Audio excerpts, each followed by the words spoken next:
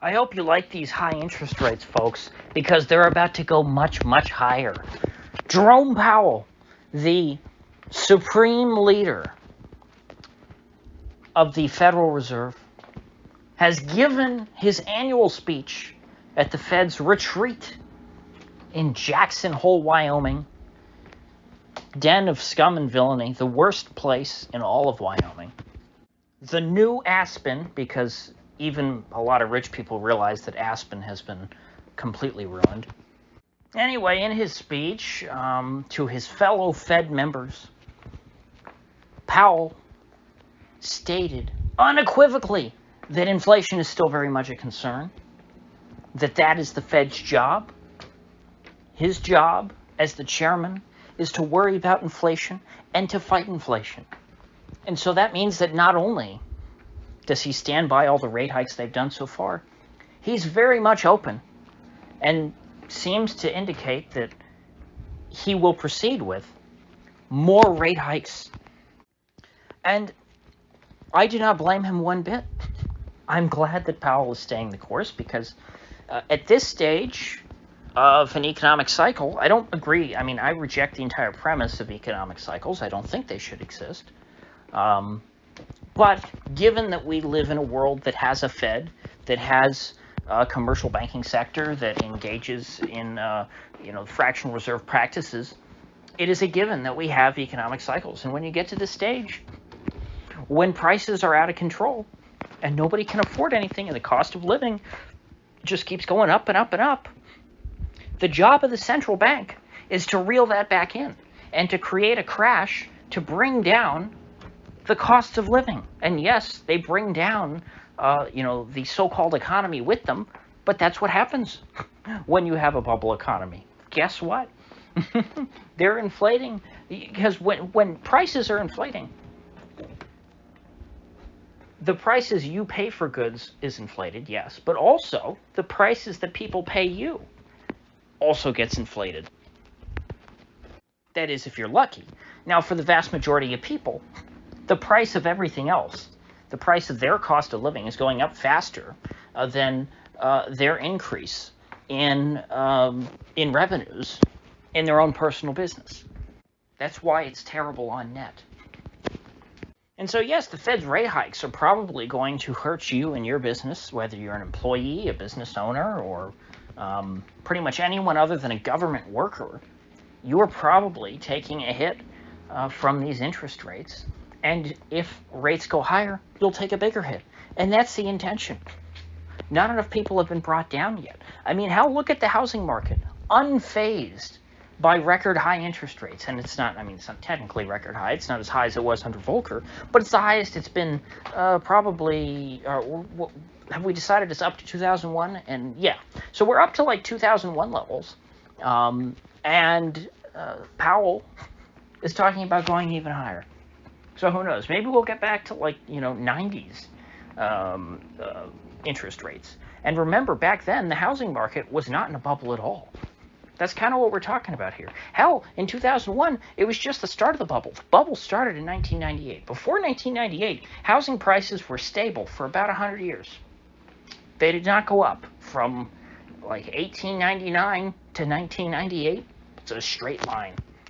You go 1998 to present, it's straight up and then a little bit of a dip in 2008, back down to normal levels, and then straight back up to the moon.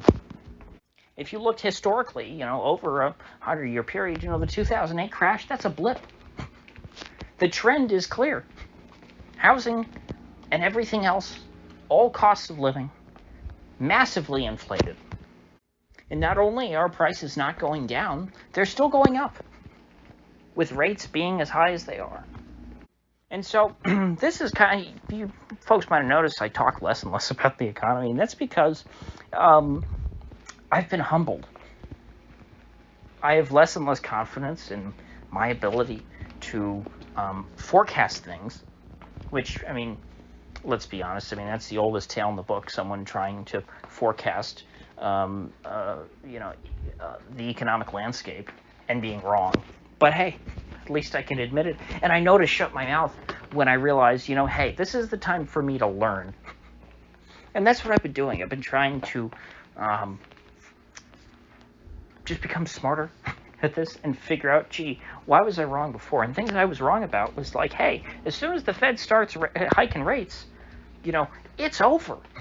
It's not over. Things are still going on. The Fed has jacked up rates.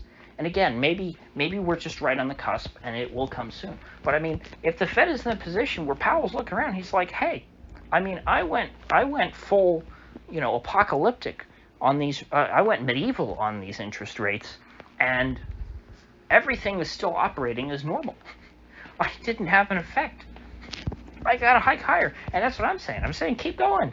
You're not going to overdo it as far as I'm concerned. Now, I'm not going to try and guess timing. Maybe we're going to have, this has been a weirdly long cycle anyway. And obviously, the length of the business cycle does not seem to be directly correlated with sensitivity to interest rate increases. My thought, based on everything that I knew, going into this tightening cycle with the Fed, when they start raising from 0 up to where they are now, what are they, around the 5s? It's been so long, and it doesn't even matter. We're so far up there, I don't even think about it. The exact number. I mean, I used to know down to the last basis point what the Fed funds rate was and treasuries and all that. And I'm just not watching as closely as I used to because I would have thought, gee, we have a business cycle, an expansion, Fed-induced, that has gone for over a decade. Certainly, that would mean it's more sensitive to interest rate hikes than it was back in, the 06 to 09 tightening cycle, right? Wasn't it 06 when the Fed started to tighten, right around there? Gosh, I should look that up. Why am I being... this is the problem. When I record these things, I don't take notes or anything. I don't do scripting, because that's not what I'm here for. I'm here to vent, and I'm here to think out loud. This is the creative process. You're listening to the magic happen.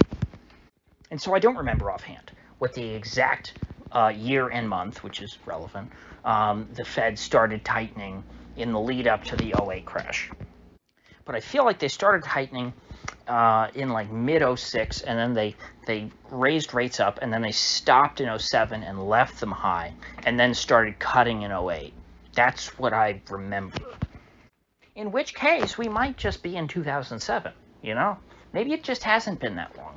Maybe it hasn't been long enough, because when you're going through this, it can feel like a very long time. But then, looking back, it all seems like it happened very quickly.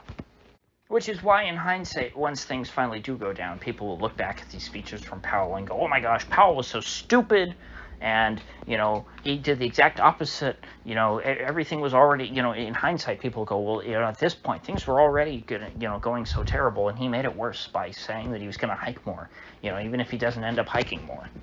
But that's not the case, because they look at the crash as the problem, whereas, the crash is the cure.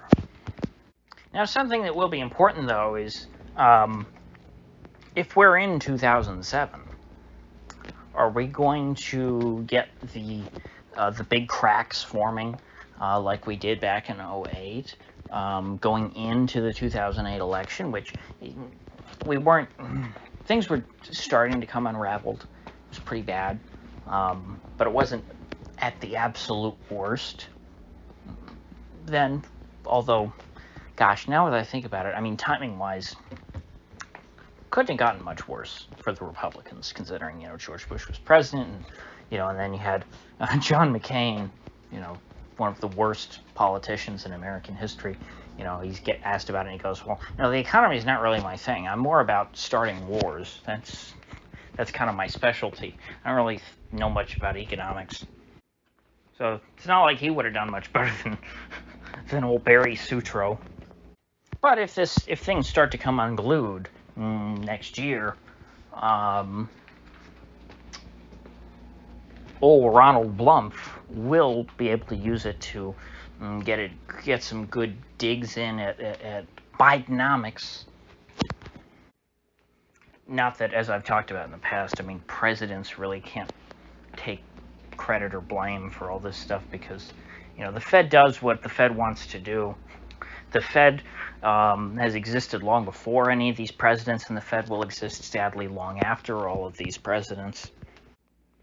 Trump tried to appoint someone who was like moderately skeptical of the Fed to the board. I forget in what year, and he backed off of it just because it's not something, because he got some pressure from it, and he's like, I don't care enough about the Fed to appoint anyone who's like even moderately decent. Let me just put the normal disaster candidates up and let the Senate approve them. And when you hear Trump criticize Powell, what does he criticize Powell for? Raising interest rates, But, which, is kind of fair. I don't like that the Fed gets to raise interest rates, but no one criticizes the Fed when they cut interest rates. Almost nobody. Some people do, but almost nobody does. Even when I hear criticisms of the Phillips curve now, the people criticize the Phillips curve not because it's because it's stupid to think, oh well, cutting interest rates and increasing inflation will make unemployment go down. No, that's not what they get criticized for. What they criticize the Phillips curve because the Phillips curve says, if you're following the Phillips curve, the correct thing to do if you have high inflation is to cut interest rates. That's the problem that they have with the Phillips curve. That people get to the conclusion, gee, when inflation gets bad, we should stop printing money. And so obviously the Phillips curve is wrong. Well, no, actually, yes, the Phillips curve has always been a disaster. It was always wrong. But now because of that, that's not the correct. They can't even correctly attack the Fed. So on the economic front, I don't really have much hope, no matter who is elected in 2024. I didn't agree with Fed or federal policy when Trump was president. Don't agree with it when Biden's president. Didn't agree with it when Obama was president. It's all bad in the same way because every president and every Congress has the same incentive structure. Maximize the rate of growth while I am in office so that I can then take credit for it later. And when it inevitably blows up, I just hope it's not while I'm in office. Excuse the hiccup there. And then, what you want is you want a crash to happen after you leave office so that you can then blame it on your successor and say, gee, things were so much better when I was president. And that is why the federal government always produces economic bubbles that end in catastrophe, because that is their incentive. They want to make themselves look as good as possible, make their successors look as bad as possible, so that people in hindsight remember them as being better. So, with that said, I will see you folks back here tomorrow.